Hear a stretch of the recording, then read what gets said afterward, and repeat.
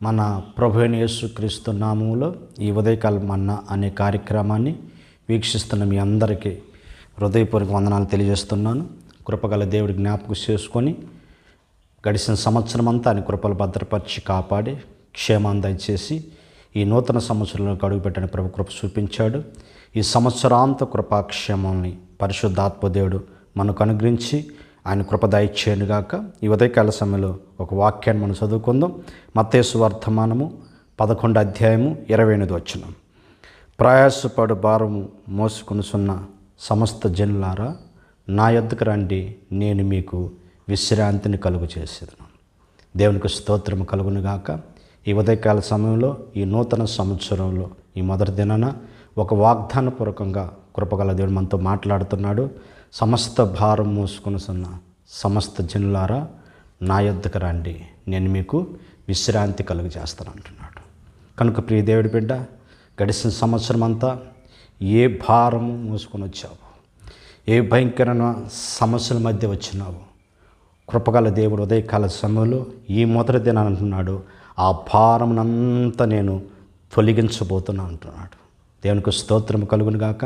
ఇంతవరకు గడిచిన సంవత్సరం అంతా ఎటువంటి భారాన్ని మోసావు, ఎటువంటి భయంకర సమస్యను అనుభవించావు, ఆ సమస్యలన్నీ నీ జీవితంలో తీసివేసి, నీ భారాన్నంతా తీసివేసి, అపవాది పెట్టిన ప్రతి కాడిని తీసివేసి ఆయన నీకు విశ్రాంతి కలుగు చేయాలని కృపగల దేవుడు ఈ సమయంలో ఆయన మనకి వాగ్దానపూర్వకంగా మాట్లాడుతున్నాడు.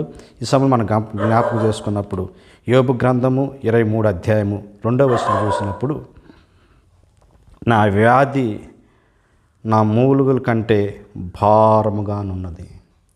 దేవునికి స్తోత్రము కలుగును గాక. ఇప్పుడు యోబు భక్తుడు ఇక్కడ అంటున్నాడు, నా వ్యాధి నా మూలుగుల కంటే చాలా భారంగా ఉంది. ప్రియ దేవుడి బిడ్డ, ఉదయకాల సమయం మనం గమనించినప్పుడు నీవు ఏ వ్యాధి భారం చేత బాధించబడుతున్నావు, ఏ భయంకరమైన వ్యాధి చేత నీవు ఇంతవరకు భారాన్ని మోయలా కృంగిపోతున్నావు, ఈ ఉదయకాల సమయంలో కృపగల దేవుడు మాట్లాడుతున్నాడు. ఇంతవరకు నేను కలుగు చేస్తున్న ఆ వ్యాధుల్ని ఈ ఉదయకాల సమయంలో పరిశుద్ధాత్మ దేవుడు ఆయన ముట్టి స్వస్థపరచును గాక. ఈ సంవత్సరంలో ఇంతవరకు వ్యాధుల చేత అనేక వ్యాధులు నీ జీవితాన్ని వెంటాడి, అనేక రుగ్మతలు జీవితాలు వెంటాడి, ఒకవేళ సమాధానం లేకుండా నెమ్మది లేని ఒకవేళ పరిస్థితులు ఒకవేళ నీ జీవితంలో ఉంటే ఈ ఉదయకాల సమయంలో కృపగల దేవుడు మాట్లాడుతున్నాడు. ఇదిగో నీ వ్యాధి భారాన్ని కృపగల దేవుడు ఆయన తొలగించునుగాక. అదేవిధంగా మనం చూసినప్పుడు సామెతల గ్రంథము 16వ అధ్యాయము 3వ వచనం చూసినప్పుడు, నా పన్నుల భారము యెహోవా మీద మోపుదును. దేవునికి స్తోత్రము కలుగును గాక. ఇక్కడ గమనించినప్పుడు పన్నుల భారము, నువ్వు చేస్తున్న ఉద్యోగము, నువ్వు చేస్తున్న వ్యాపారము, నువ్వు చేస్తున్న ఆ పనులు నీకు చాలా భారంగా ఉందేమో. ఎంత కష్టపడుతున్నావు, ఎంతో శ్రమ పడుతున్నావు, ఆ కష్టానికి ఫలం లేని పరిస్థితుల్లో ఇదిగో ఇశ్రాయేల్ ప్రజలు వారు పెడుతున్న ఆ పనుల్లో ఆ కష్టాలు, వాళ్ళ బాధలు, వాళ్ళ పనుల్లో పడుతున్న ఆ బాధను ప్రభు చూశాడంట. ప్రియ దేవుడి బిడ్డ, వారు ఐగుప్తు చెరలో ఉన్నంతసేపు వారి కష్టానికి తగిన ఫలం లేదు, కానీ ఎప్పుడైతే ఐగుప్తుని చెరలోని చిడిపించిన తర్వాత వారి కష్టానికి తగిన ఫలాన్ని దేవుడు అనుగ్రహించినట్లుగా ఈ ఉదయకాల సమయంలో ప్రియ దేవుడి బిడ్డ, ఏ పనులు నీకు భారంగా ఉన్నాయో, ఏ ఉద్యోగం నీ భారంగా ఉందా ప్రియ దేవుడి బిడ్డ, ఏ ఉద్యోగం లేక, పనులు లేక, చేతి పనులు లేక, ఉద్యోగాలు లేక అనేక నీ కుటుంబం భారముగా ఉందేమో, సమస్యల చేత నువ్వు నలిగిపోతున్నవేమో, ఈ నూతన సంవత్సరాలు కృపగల దేవుడు మాట్లాడుతున్నాడు. నీ పన్నుల భారాన్ని ప్రభు తొలగించి నూతన కృప దయచేయునుగాక, నూతన ఉద్యోగాలు దయచేయునుగాక, నూతన ఆశలు నింపబడునుగాక, నూతన పనులు నువ్వు చేస్తున్న వ్యవసాయం, నువ్వు చేస్తున్న కాంట్రాక్ట్, నువ్వు చేస్తున్న వ్యాపారము, అన్ని విషయాలు నా దేవుడు నిన్ను వర్ధిల్లింపు చేయనుగాక. ఇంతవరకు ఏ భారముతో ముందు కొనసాగిపోలేవో, ఏ భారముతో నీ జీవితంలో నష్టంలో నువ్వు కొనసాగుతున్నావో అవన్నీ తొలగించి నా దేవునికి ఒక విశ్రాంతిని ప్రభు కలుగజేయాలనుకుంటున్నాడు. నీ సమస్త భారములు, నీ పనుల బాధ నుంచి, నీ పనుల భారం నుంచి నా దేవుడు ఆయన తొలగించునుగాక, ఆయన కృప దయచేయునుగాక. ప్రియ దేవుడి బిడ్డ, నీకు శక్తికి మించిన భారం నీకు ఉందేమో. ప్రియ దేవుడి బిడ్డ, మూడోదిగా మనం గమనించినప్పుడు కొరింథీయులకు రాసిన 2వ పత్రిక 1వ అధ్యాయం చూసినప్పుడు, నా భారం బట్టి నేను కృషించిపోతున్నాను అంటున్నాడు ఇక్కడ. ప్రియ దేవుడి బిడ్డ, ఏ భారము నీ జీవితాన్ని కృషింపచేస్తుందో, నీ జీవితాన్ని నలుగుతుందో, నీ వెంటాడుతున్న భారము, అనేక ఆలోచనలు, అనేక సమస్యలు నీ ఆరోగ్యాన్ని, నీ శరీరాన్ని, నీకు అనేక ఆలోచనలు, అనేక తలంపులు తీసుకొచ్చి ఒకవేళ నీ శరీరం కృషించిపోతుందేమో.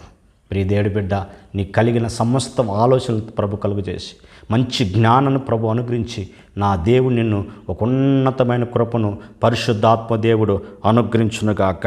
ప్రియ దేవుడి బిడ్డ, 4వది మనం గమనించినప్పుడు హెబెలు రాసిన పత్రిక 12వ అధ్యాయము 2వ వచనం మనం చూసినప్పుడు పాపము నాకు చాలా భారంగా ఉంటుంది.